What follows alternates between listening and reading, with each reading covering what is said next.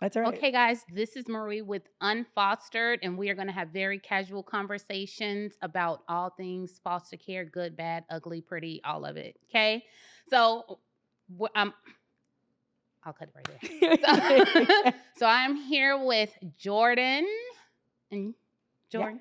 Jordan, Vera. Jordan, What do you want me to say? what? Just say your name. What? Who are Oh, you? I'm Who you here. be? I am, who am I? Who It's a are great you? question. I work for a nonprofit agency that works in foster care, but I also am a foster adoptive kinship parent myself. My kiddos have all either been very close to or have aged out of the foster care system. And so that 18 to 24 group is kind of what I specialize in, and been doing that for about 15 years now. Yeah, that's my soft spot. That's my soft spot Yes. because I myself, well, you Yeah. guys, I went through the foster care system also, aged out, kind of know what that looks like. And it's time that we start talking about it. Sure. So, and like, let's just get right into it. So, first of Jump in. all, I felt like this first podcast, we needed to tell people what foster care is. Yeah. And just so you guys know, we don't rehearse anything. We're very organic in these conversations. I feel like that's necessary. But I found that now coming from out of the system and working in the system and having a different perspective on everything, I didn't know that people didn't know what foster care is. Right. I didn't know. And that completely blew me away. I was like, how do you not know Mm-hmm. what it is? But people a lot of times are literally like, what is it? Right. Like, What do you mean you don't live with your biological family? yeah, What do you mean there are kids that don't yeah, live yeah. in with their family members? Yeah. Yeah, and there's just loving people that take care of them. And there's just these wonderful, and I'm like, Mhm. you all don't even know. Yeah. And I get things like, you don't look like you were in foster Mm. care, or you don't sound like you were in foster care, or and Like what? this is what it looks like, people.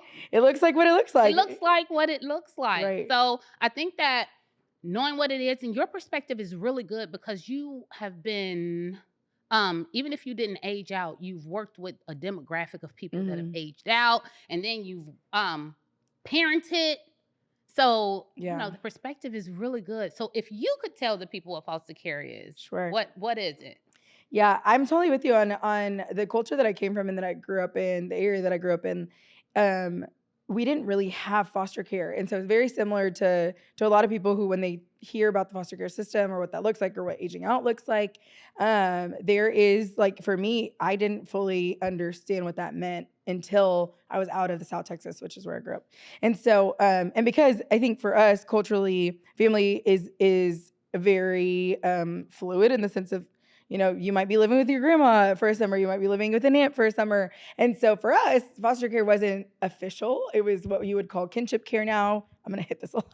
It's what you would call kinship care or like informal kinship to where, I might have lived with my grandmother or my aunt, or I had a best friend stay with us for a long time.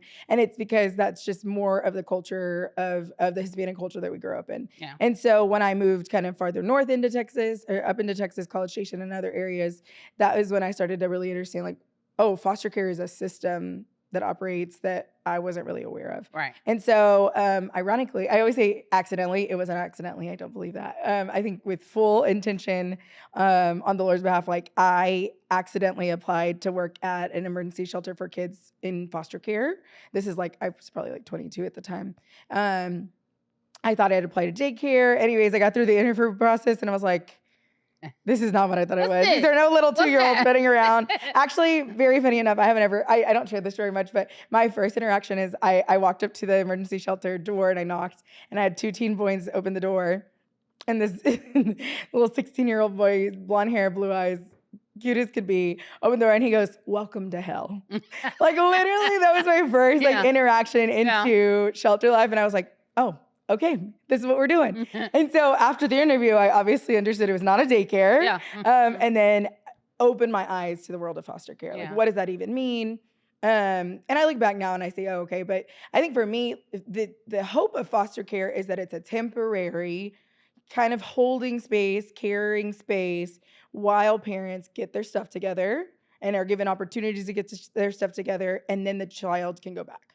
I think Theoretically, that's what foster theoretically, care is exactly. supposed That's the to look idea. like. The Yeah. idea is that while parents get the help they need, kids are in safe places that step in and say, we will care for these kids. I think it's distorted a lot. I think Mhm. depending on the person and their motivations and expectations, people see that as, you know, ways to build their family. And the reality is that's not what foster care is Yeah. for. You know, adoption is a different story. There are kids who are up for adoption or however you want to say that. But foster care itself is supposed to be temporarily caring for kids while their parents or while their biological family gets their ish together, right? Yeah. And Yeah. so, and not just parents, but whether that be a grandma who can step in or whoever's safest. And so we should be looking at those kinship placements and other things first. So ideally, that's what foster That's care what it's is. supposed to look Yes. like. I mean, and there are so many different aspects, right? Like there's Yes. adoption, like you said, is something completely different. Kinship placement. A lot of families do kinship placement and there are no legalities Right. involved. Yeah. They just, you know, Informal. somebody the daughter needs to get herself Yeah. together, so the Yeah. kiddo is staying with grandma for a little bit and da da da or whatever that looks like. Yeah. But foster care itself is intended to be something temporary while the Yeah. parents get themselves together. Unfortunately, Absolutely. that doesn't always happen. Mm-mm. And when you get into that space and you can see that, like you were just kind of thrown in there. You went from not really knowing what foster care was at all Yeah. to bam, and the kiddo like, welcome to hell. Yeah. And Scott, love did you him. did you did you catch some hell while you were there? Oh, yeah. Yeah. Yeah, for sure. It wasn't easy. It wasn't easy at all. I mean, I think I've been really blessed to have some people who came before me to teach me in ways that were compassionate to care for kids who've experienced loss, trauma, separation. I'm really grateful for the people who had already been there doing that work and taught that to me because I think you can be very jaded when you're Mm. in foster care. And It's so easy to get jaded. easy to get Easy jaded. to get It's jaded. easy to just say like, "Oh, this is just this kid behaving like this or acting like this," or "Oh, this kid is never gonna XYZ," or "They're gonna be the statistics," right? Like it's really easy to do that because your every day is it's not it doesn't look like it every other day. Like I always say like we celebrate a lot of little wins. Like we really do, like cussing you know, around me, not at me. Like that's a win that I never thought. I think Jordan at 22 would have been like, no one will ever say those words around me. And I was like, that's just not real. Like Yeah. your bar changes, not your standards, but the way that you view behavior changes and you see, oh, this kid who, I don't know, I'm just thinking of today, like I had a kiddo who just will not leave the kitchen when I'm in the kitchen. And then thinking of how he's grown up and like the amount of times he's been told to go away, right? Or all those things. And the fact that like he wants to be near and like even if we're fighting or he's not doing great, like the fact that he wants to be in the kitchen, like that's a win for That's me. a That's, win. that's a win. Like he's sitting on the counter and in my way and I'm running over him while I'm running over the grandbaby. And I'm like, you know what? I could be in here alone, like without my 25-year-old and my 1-year-old, but Yeah. I'm not. Like they want to be near me. And that's huge. Like that's a win for me. That's So, and that's good, and that's a beautiful side of care. You know what I mean? And your demographic is typically the aged out more group, yeah. or leading to aged out. But I literally, no joke, I was watching. Oh, what was the name of that show? It's like a teen esque or young adult show from like the Okay. early 2000s, and in the Degrassi. show, not the That's the only one I thought of. I don't know. but literally in the show, the boy is like, yeah, well, you know, I have these crappy foster parents. And like legit, Mm. every time I see foster care represented on TV, there's a negative condensation, Yeah. like, what's the word I'm looking for? Connotation Connotation. behind it. And literally every time, like, it's always a negative vibe when it comes Mhm. to what's being portrayed on TV. And my thing is, if you all know it's a problem, look at Annie. Like Annie is a musical and it's still Right. but she's like, it's a hard knock life for us. Right. The Like words don't match the vibe of the song. instead of treated, we get tricked. It's the Yes. absolute truth. It's true. And we make huge big deals about so many things and we don't make a big deal. We don't fuss enough about Right. the foster care system. And I really think it's because people don't understand it. But if you understand it enough to portray it on these TV shows as something hard and negative. Why isn't somebody going, okay, every time it's on one of these TV shows, every Right. time it's on something, it's something bad being said about what's going on. Why Right. isn't somebody saying, okay, this is something we need to really hone in on, take a Mhm. second Mhm. and really fix it? Like it Yeah. affects people. It affects me. It affects my Yeah. kids and they've never seen foster care, but they have seen the traumas that I've Right. The gone effects through of it. it. Yeah. So it's not. Yeah. What are we doing? What are we I think doing? too, This like is what we're doing. right. Right. We We're just not gotta shutting start up. somewhere. Yeah. But I think too, I think a lot about like proximity, right? Like people foster care because it's a system, because it's isolated, because it's its own thing, you can choose to not look at it. Mm-hmm.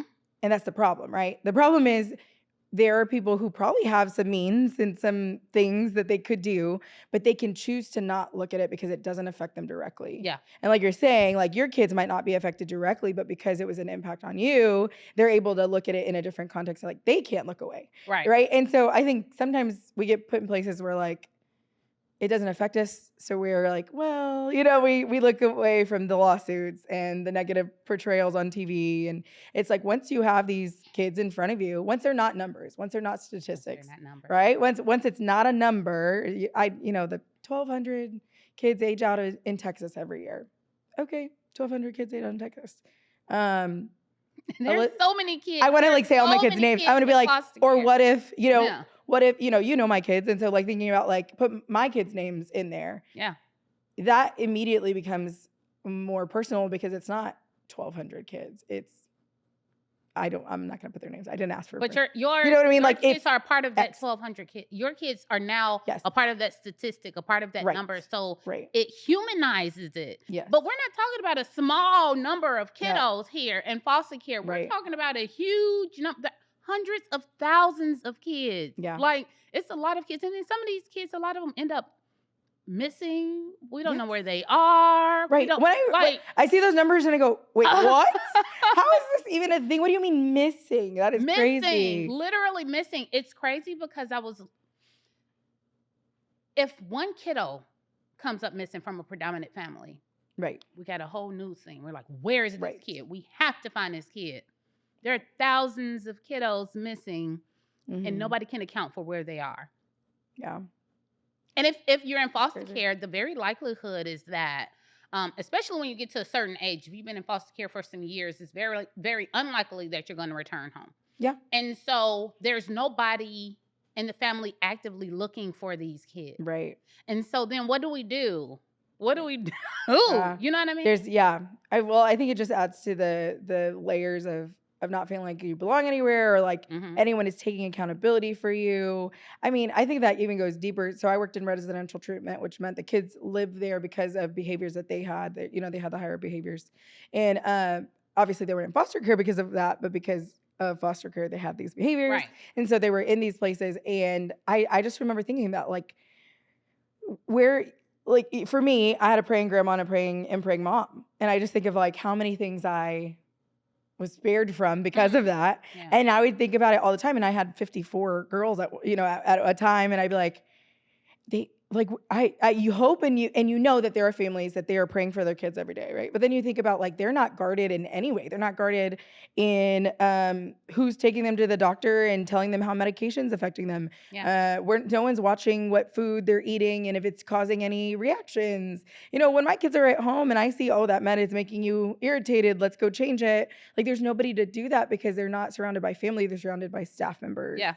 And it's like, I loved my kids, like don't get me wrong, but the love that I was able to give there is not the love that you have in a family. Yeah. Right? Like someone who's watching and going, okay, something's up with you, right? Like even when my kids get a little weird, I'm like, I'm gonna give this a day and see if this is like a hormone thing or what. But like when do kids in care who are being cared for in group homes and like big groups get that, They don't. And they don't. And then they go missing. And then they, and then they run away for a while. And it's like, oh, that kid is always running away. I mean, I called in so many runaways that the cops were literally like, oh, she's a frequent flyer. Well, we'll mark it on there. Just let us know when she gets back. And I'm like, I just told you where she was.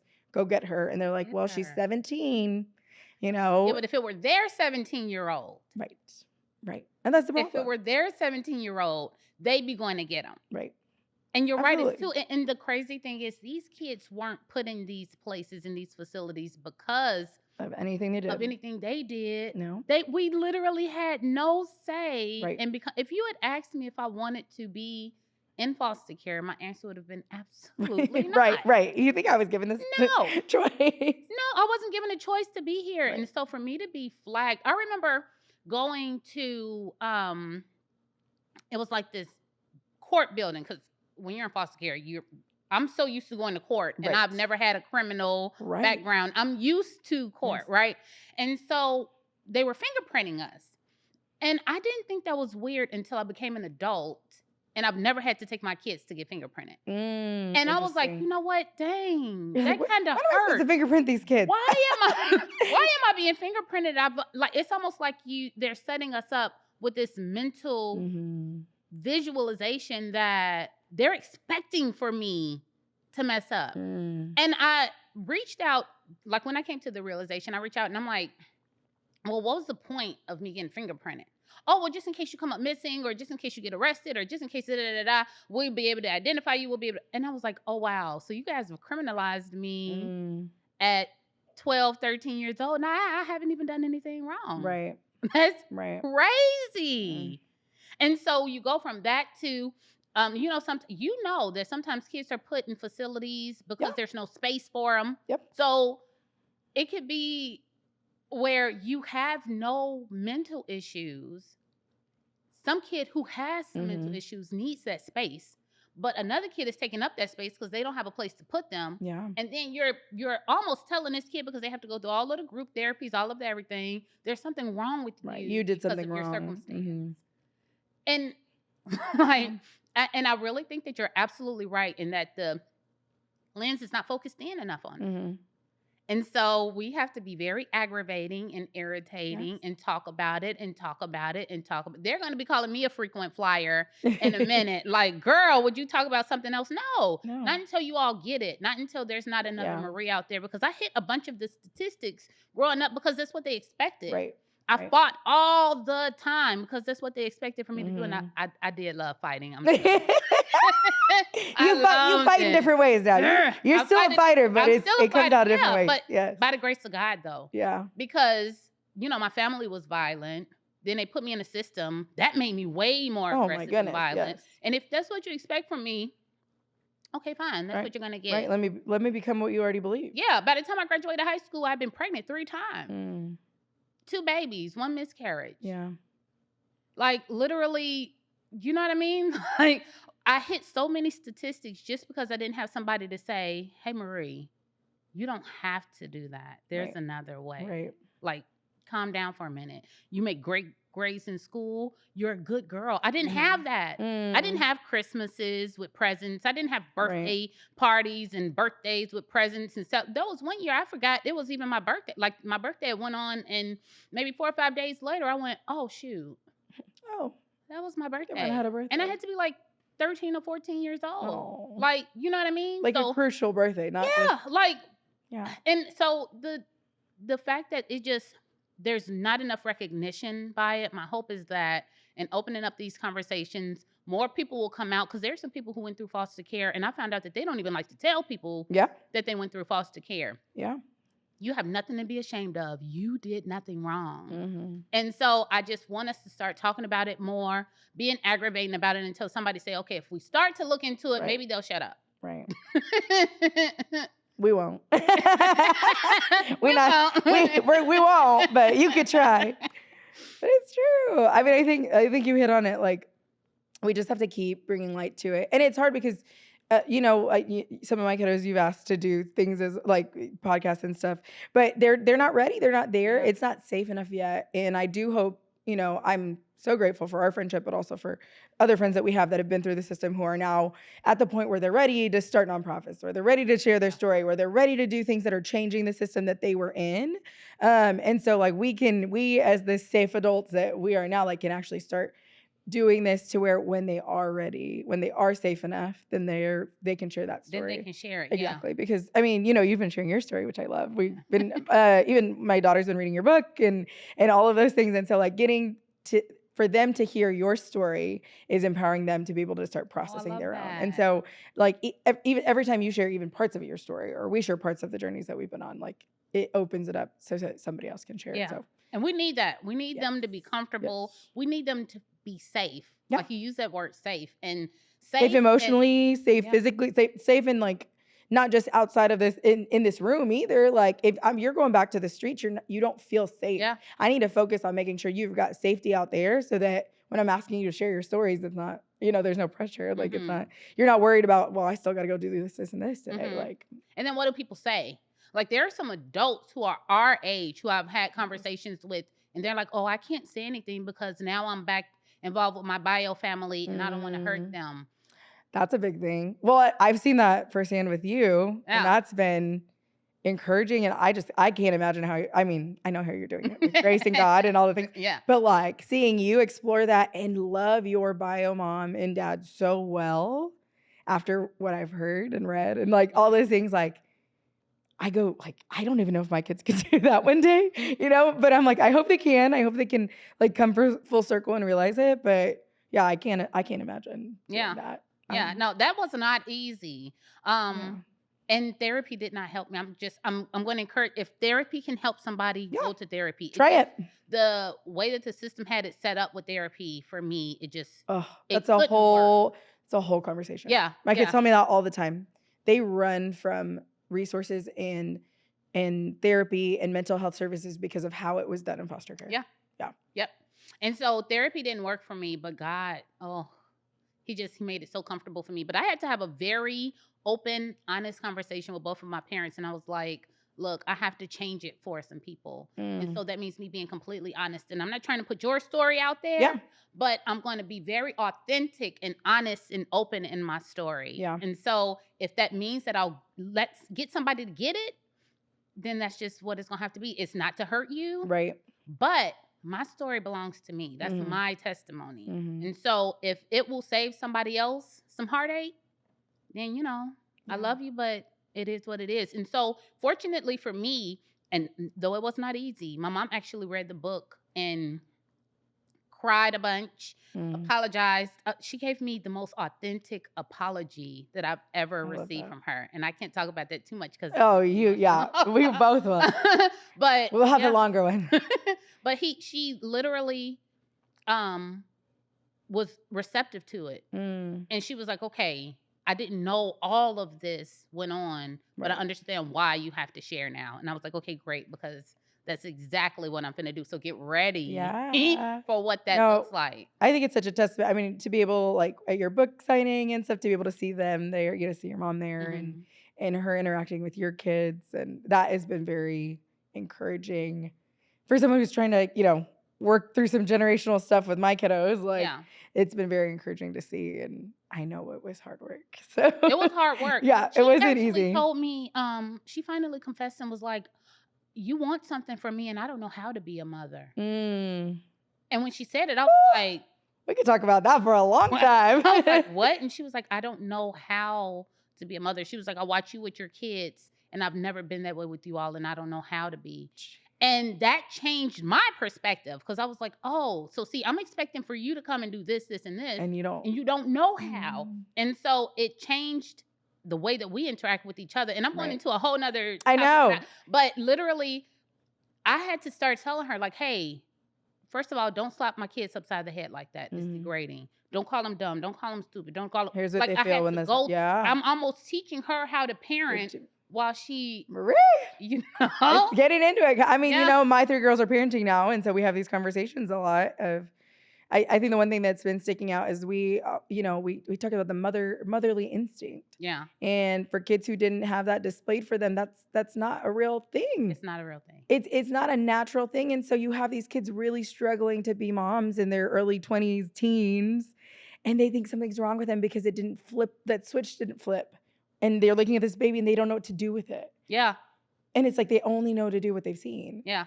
And so, anyways, we could talk about yeah. My that. sister I could actually go, went through that. I don't. I'm trying to save it for you all because that is a topic that we're going to go yeah, over. But yeah, seeing that and just it doesn't happen because who's showing up? exactly. How would you have learned that? Who's showing up? You know who I learned how to be a parent from? And this is the honest to goodness truth. Two people. Harriet Winslow Okay.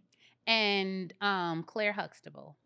Okay. When I first started with my kiddos, I tried to do everything like I was seeing them do and like being, and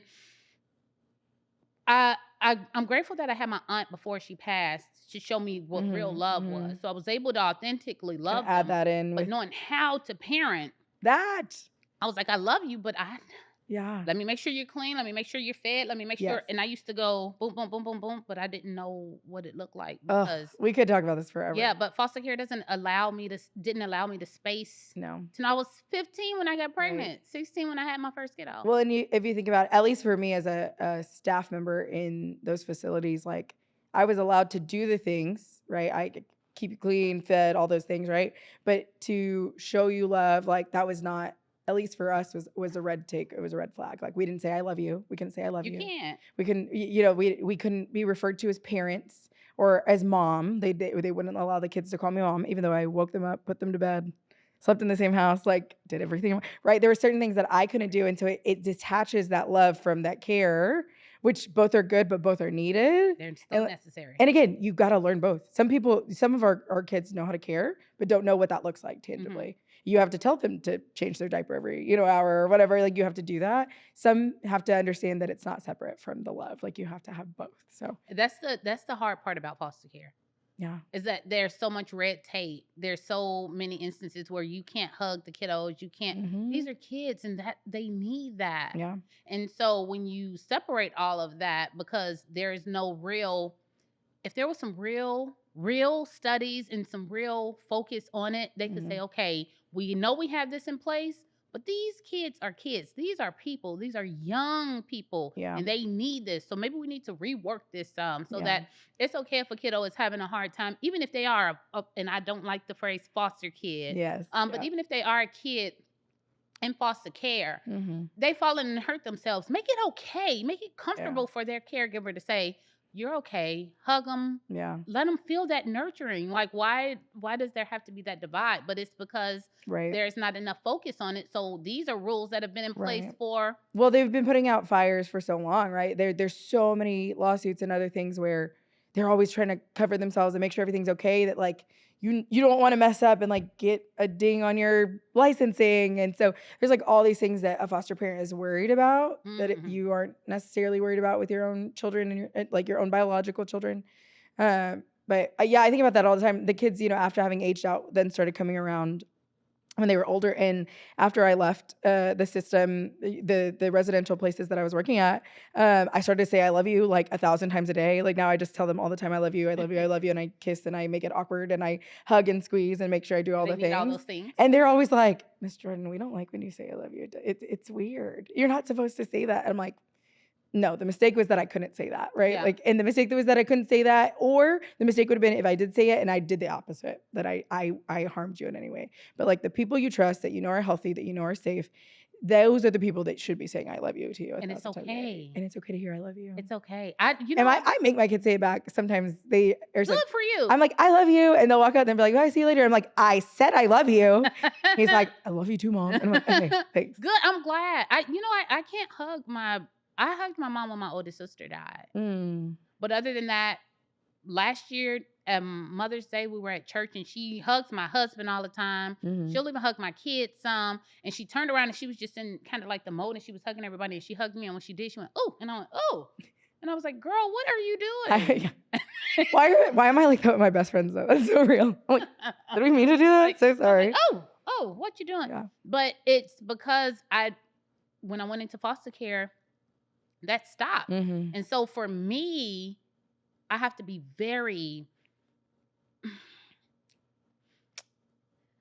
I will hug a stranger before I could hug. I'm more comfortable hugging a stranger than I am hugging my mom. Yeah. And it's because I wasn't able to receive that care, that love, that affection in foster care.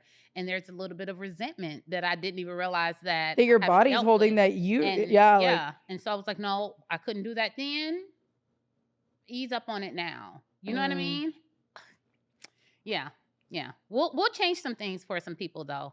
So they don't have to go through it like I'm going through it. Yeah. Or, I always tell the kids, like, if you just come back a little bit sooner from it, like a little bit sooner, like because I think there's a shame spiral that happens with our kids and sometimes when working through what they have or remembering something that happened, like I want them to be able to see like there's a bounce back. There is a resilience to you because of these things. Yeah. And it shouldn't be all that you gained, right? You should have had the nurture. You should have all that. But there is a resilience to you and you can use that. Yeah. And it's not use that to help other people. It's use that for you to heal.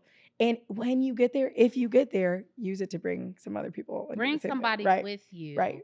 And don't be ashamed. Yeah. Like the shame of being and people still say foster kid so much. And I'm like, I literally had to stop one of my friends. I was like, look, if you say foster kid one more time, like I'm telling you, take We that gonna have label some off of me. problem. Like, stop saying that. Yeah. And she was literally, we were having a conversation and she was like, yeah, because when you were a foster kid and foster kid and foster kid, and I was like, that was not, listen, I was still Marie. Right. So stop with the I wasn't shame. a foster kid. I was But Marie. yeah, I love let's that. create more of these safe spaces. These Yeah. safe spaces are going to be good. Yes. I'm claiming Love that it. one of your kiddos, and I have one in mind, Okay. and she knows who I'm talking about. I probably do. Did I ask She her is to do going this? to be comfortable. Oh, she is going to I be know. comfortable enough one day to sit and have this conversation with me. I think she will too. I think she will too. And I think it'll be very healing for her. Yeah. Yeah.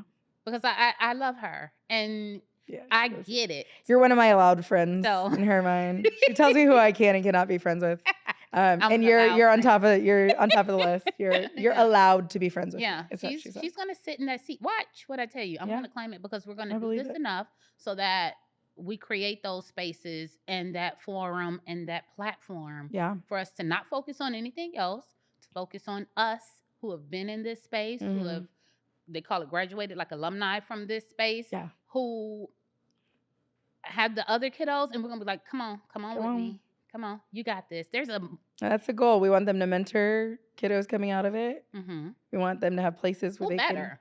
can. Yeah. Who better to mentor? Yeah. To get it and to be, and I hate saying like on the other side of it because I don't think that's life. I don't think we're ever on the other You side never of get on the other anything. side of it. But you're just 2-3 steps ahead, and that's Yeah. okay too. And that's okay. That's okay too. If you're 2-3 steps ahead, you have 2 or 3 steps to bring somebody else. Yeah. And if Right? you've healed a little bit, Yeah. I'm Even like, a little. okay, I'm not all the way there. Because like you said, mom was at the book signing. Mom and dad have been at my galas. They know what it is that I talk about, but I'm still not comfortable hugging her. Yeah. You know what I mean? But we've made enough progress to where I can be like, sis, I love you though. I love you. And I spent some time with her the other day, and sometimes, but so it's not a typical mother-daughter relationship like I have with my kid, but it's a relationship. It is. And so those little wins, like you were talking about, Right. that inching, just got to stay in that space. Yeah. Yeah. So I think I was looking at the thing. Are we out of time? Yeah. You want to wrap up? You want to say a little few words? Yeah. And we'll wrap up. I had a wrap up wrote down, and I kind of just wanted to read my wrote down wrap up. Where is it? At home. Oh my when God. I found out that your session was 11 instead of 11:30, I think we're cutting here ever. Yeah. You're so funny. But that was good. You can like taper out on that. Yeah. Oh yeah, I definitely will. Am I flashing anybody? I don't think. No, like you're not even okay. Okay, guys. Well, this is one of the first of. Okay. Thank you. Okay. Okay, guys. This is the first of a bunch of conversations. Get involved, get active in the conversation. This is always going to be your safe space. We will talk to you very soon. I love you so much. God bless you.